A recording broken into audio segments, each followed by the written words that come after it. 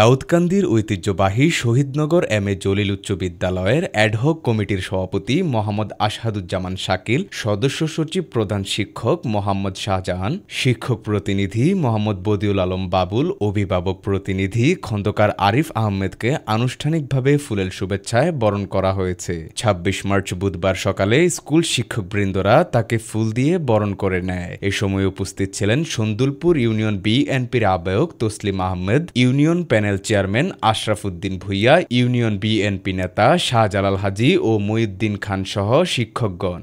বক্তারা বলেন, এই কমিটির নেতৃত্বে প্রাণপ্রিয় বিদ্যাপীঠে শিক্ষার পরিবেশ ফিরে পাবে।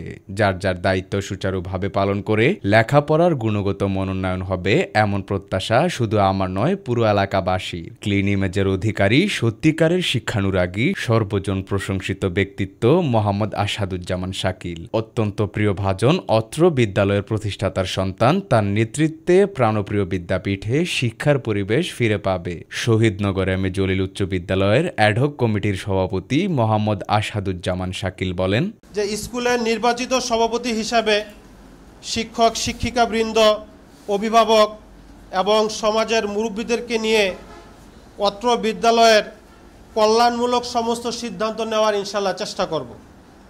আমি আপনাদেরকে কথা দিচ্ছি, আমার দায়িত্বকালীন সময়ে আমার জন্য, আমার প্রয়োজনে স্কুলের একটি টাকাও ইনশাল্লাহ অপচয় হইতে দেব না। এজন্য আমার বাবা একটা কথা বলেন সবসময়, আমি যখন একা চলি তখন আমি ব্যক্তি, আর আমি যখন সবাইকে নিয়ে চলি তখন আমি শক্তি।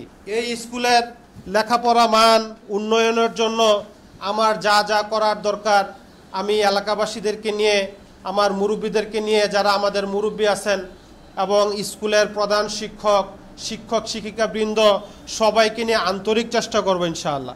অভিভাবক প্রতিনিধি খন্দকার আরিফ আহমেদ বলেন,